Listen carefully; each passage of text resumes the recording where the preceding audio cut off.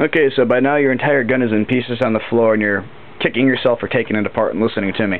So this is the part where I'm going to tell you I'm not going to help you how to put it back together and just make you feel bad. Alright, no, I'm just kidding. This is how I'm going to help you put it back together. This is a reassembly video. Okay, so the trickiest part right here is just getting the trigger mechanism back into place. So to start it all off, you're going to take this air chamber, you're going to take the pump handle right here, this little metal brace that comes out of the gun, you're going to slide it until it's about halfway back. And you're going to insert the air nozzle into the back of the hop-up unit and drop it in until the teeth, you're going to see a little block on the side of this, engages with the slot in the inside of the pump handle. Now holding it down, slide the handle back forward until it seats the air nozzle firmly into that hop-up chamber. You'll figure it out pretty fast. You know what? If you don't know what I'm talking about, you can always message me. I can help you out or do a more detailed video to really show you how to do this. But it's pretty straightforward. You'll be able to figure it out. Alright, so now you're going to take your piston. Make sure that O-ring has a lot of grease on it. It's in one piece. It's nice and sturdy. And you're going to insert it into the back of the air chamber and then drop it into its recess and slide all the way forward. The blocks on the back of this stick out farther than the notch here. So make sure these are behind the back of this cocking handle. You should be able to figure it out too. It's just going to sit right up against the receiver, not in the cocking handle. So that way when you push this handle back, it only cocks back the piston and doesn't take the whole air chamber with it. That means your gun won't work. Okay, now you're going to take your spring guide and your spring, you're going to insert your spring guide into the back of your spring like that. And you're going to take the front of your spring and insert it into the back of your piston. Leave it hanging out the back of the gun like this. That way you're not trying to keep it compressed. Now comes the fun part of me showing you how to reassemble your trigger, which is the fun part of this. So, first piece you're going to need is this. It's the little triangular one with the spring on it. This is going to, if you're like me and you took it apart, you had no idea where it went, you're going to spend a few minutes trying to figure out which way it goes. It goes like this. You're going to see the spring loop is going to go against the top of it here, and there's a square notch in the bottom, which I don't know how well you can make that out. Yeah, there's a square notch in the bottom, and the top is a rounded notch. So make sure they go in the corresponding places. When you insert it into the gun, you're going to take the little prongs. You're going to notice the spring has two little points on it. There's going to be a gap. As you can see right here, there's a gap. Make sure the spring prongs go into this gap, and then drop the axle of this, or whatever you want to call it, the pin, into its hole. If you did it correctly, it's sprung. So if you go like this, it snaps back. See how that works? Maybe this will help you see a little bit better. It should look like this. Make sure the square notch is on the bottom. Now you're going to take these two pieces. This one also has a square notch, which is also going to go on the bottom. This is the right way up. You're going to fit it into, you're going to take the spring, fit it into the back of it. Now you're going to take the back of your spring, and you're going to insert it against its stop block, which is right in there. And you're going to gently push, and I'm going to try and do this without losing the spring. Gently push and drop it in. Ooh, almost lost the spring there. Almost. Okay, it'll be much easier for you when you're doing it one-handed. It'll look like this. That's your trigger assembly right there, correctly assembled. Alright, now here comes the fun part of reassembling the entire internal receiver. This is a little bit easier than a gearbox and an AEG because you don't have half as much stuff going on in here.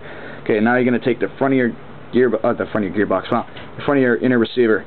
You're going to put it on the front of your gun, line up the first screw towards your magazine tube right here, and then you're going to take these pump handles and line them up in the roughly the same position. Now you can take your spring guide back here, and you get to try and line this up without blowing every piece you just inserted into this receiver back out the front. Once it's in its notch, make sure it's firmly seated in there. If it's halfway up, it's going to be hell trying to get your receiver back together. Then it should drop pretty much into place. But it doesn't always want to cooperate. You got to kind of wiggle this handle until you're engaging everything. There we go. It just dropped right into place. You just wiggle the pump handles and it's going to seat perfectly. It's the only reason why the receiver never really drops back together. It's either the spring guide isn't perfectly in its slot, or the air chamber and piston arms aren't engaged in their slots. Other than that, everything's going to drop right together. Receiver head should fit like a glove. When it's back together, it's all good. There shouldn't be any seams or cracks. Okay, now you're going to take your loading gate, and you can always try and insert it when you're putting the halves back together, but I find it's much easier to leave it out. Put your hand on the top of the receiver, insert it into the bottom hole first. Make sure you have it the right way up.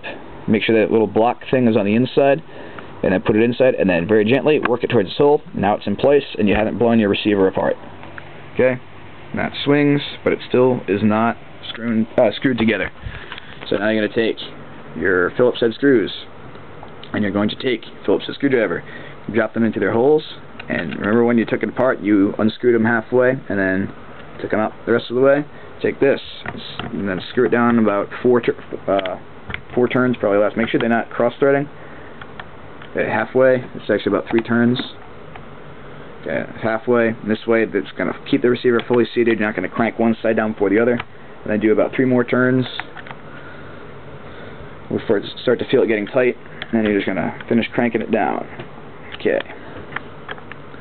Crank that down. Good. Alright. Now, this is the part I remember telling you about. This is your slide lock, basically. You use the sliding pieces right here, and it locks them forward after you pump the gun to prevent you from pumping multiple times, and it makes sure that you know your gun is cocked. So the first thing you're going to do is you're going to take your little springs right here, and I'm going to see how well I can do this with the camera. And what I'm going to see how I can do is this. I don't know how well that's going to work. We're going to figure this out. Alright, hope you can see.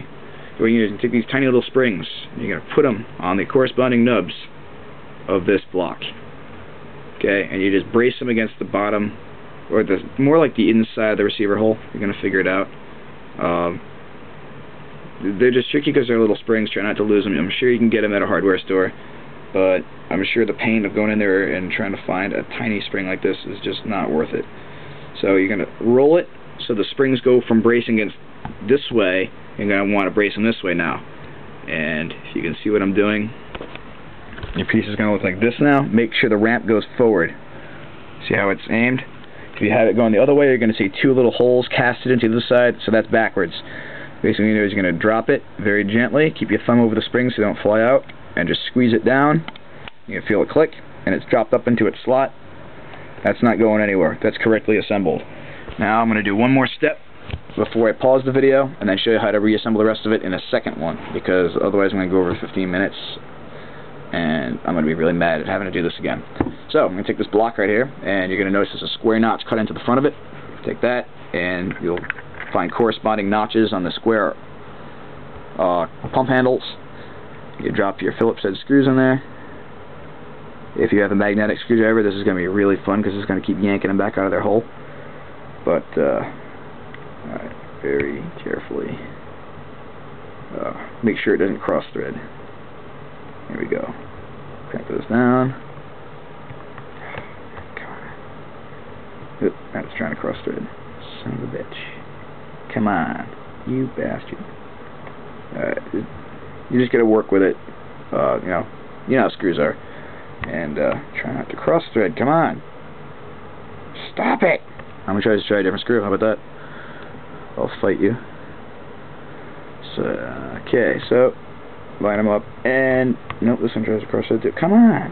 What the? Okay, this is pissing me off very slightly. There we go. Oh god. Nope, it's not doing it. Alright, you just gotta, you know what I'm trying to do. Get them together without cross-threading them. You get the other 4. I'm gonna pause the video and do this off camera. You know what I mean? You know, you put in these 4 screws again, and then I'll show you how to reassemble the rest of the gun. Hopefully you shouldn't need that video. You should be able to be good there. It's not hard. But alright, here we go. So